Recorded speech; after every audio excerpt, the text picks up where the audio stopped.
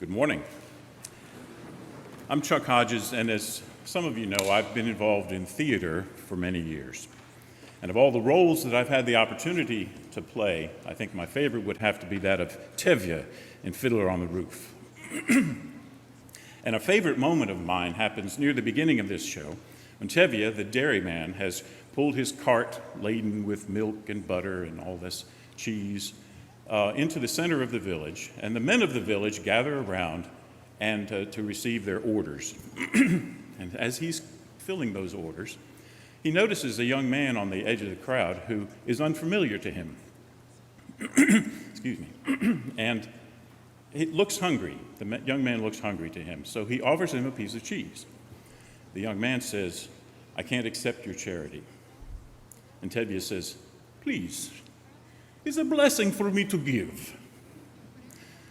And the young man says, "All right then, for you." And he takes the cheese. And Tevye says, "Thank you." Theater and music have been a big part of my life for a long time, but my career has been that of an electrical engineer, which was a natural thing for me, a natural direction for me to take, because I've always been interested in how things work and looking below the surface to figure out what's going on.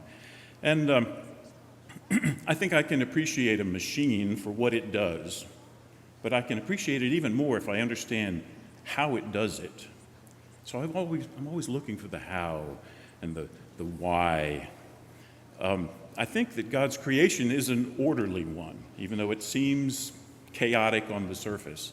I think if we dig down deep enough, we'll find that there is logical cause and effect for things. And so I'm always looking for that logic, for that why and that how.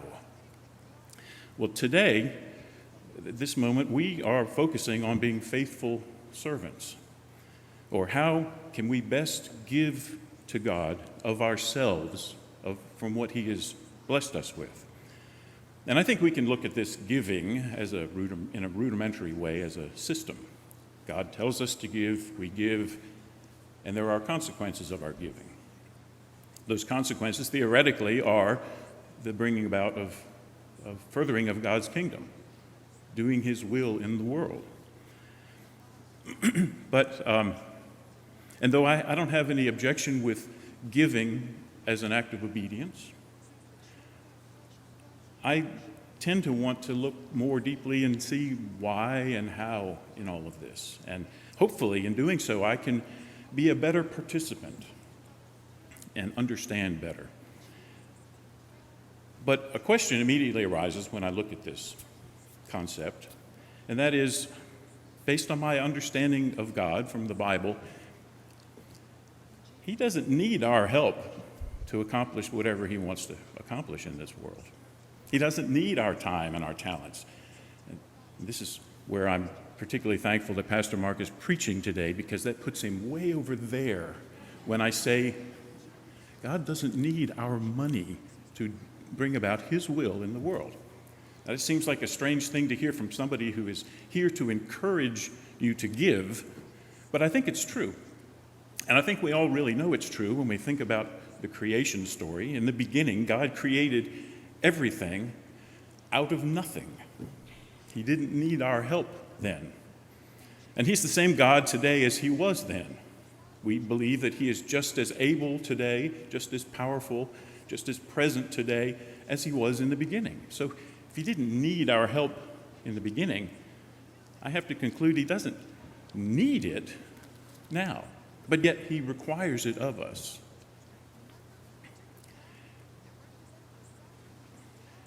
But that really brings up a question, a kind of a big question, a kind of an elephant in the room question. And I'd kind of like to set that elephant off to the side for just a minute and make a few observations. Because I believe that not only does He not need our help to accomplish His will in the world, it would be easier for Him to accomplish His will in the world without our help, because we tend to kind of gum up the works. As we know from Genesis, it says in 6 days He created everything that you and I have ever seen or heard or smelled or tasted or touched. 6 days. And We've had well over 2,000 years to spread one little message around so that everybody in the world has heard it, and we still haven't managed it. No, I think that it would be easier for him to accomplish his will in the world without our help, but yet he requires our involvement.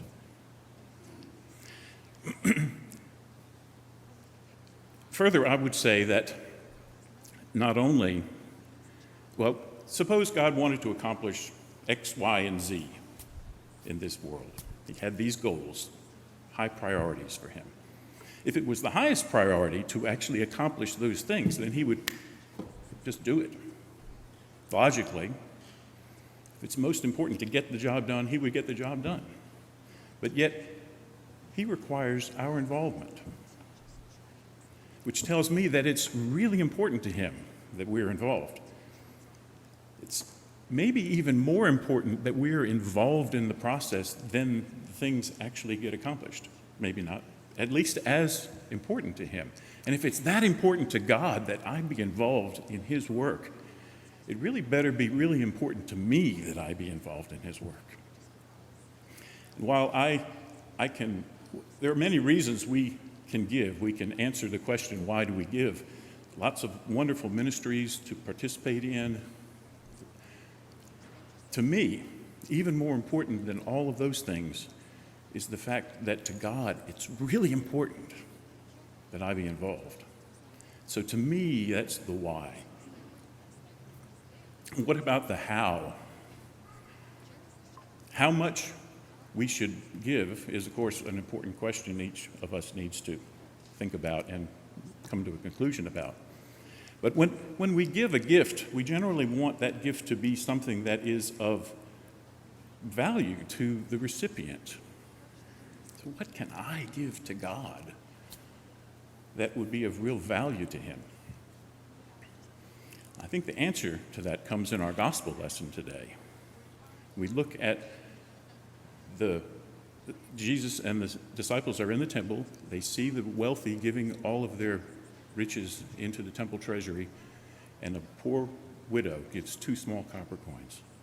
But Jesus says what she has given is more than all the others. I think we know that the monetary value of 2 small copper coins can't possibly be as great as the monetary value of what all of the wealthy people had given. But I also don't think that he's using a figure of speech there or being hyperbolic in his language. I think he genuinely means it, because I think to God, and it is to God that we are giving, to God, what she gave was actually truly of greater value than what all the others gave. And I think that's a very important point for us to remember, especially those of us who are not particularly wealthy and might tend to think what I have to offer is not of any great use to anybody. It's not going to make a difference. It's not going to have any real value to God. But I think that's a false perception. To God, when we give, if we give the way that poor widow gave, it is of immense value to God. And so that, to me, is the how. How are we to give sacrificially? She gave sacrificially. And that's what God wants, sacrificial giving. And he gave us the best example of sacrificial giving when he gave us his only begotten Son on the cross. So to me, that's the real why and the how of it. But that doesn't answer that elephant in the room question, because if God doesn't need our money, why does he require it of us? Why is it so important to him that we give? And I think that's a question that there are a multitude of answers to, and I know I'm not smart enough to know most of those answers. But what I think I do know is this: as a father raising my children, I tried to teach them, I tried to be an example for them, I disciplined them at times when I needed to, and I required things of them, and all of it I did out of love for them. I wanted them to grow to be healthy and happy and godly people, furthering God's kingdom in this world. And while I know I'm a sinner, and my motives surely were not always the purest, we have a Father in heaven who is not burdened with a sinful nature. And he we can be sure, we can trust in him, and we can know that everything that he requires of us, everything that he teaches us, everything that when he disciplines us, whatever he wants from us, ultimately, it is out of his love for us that he requires it. He loves us and he wants us. He knows that it will be in our best interest to do these things, to give and to give sacrificially will be a blessing for us ultimately.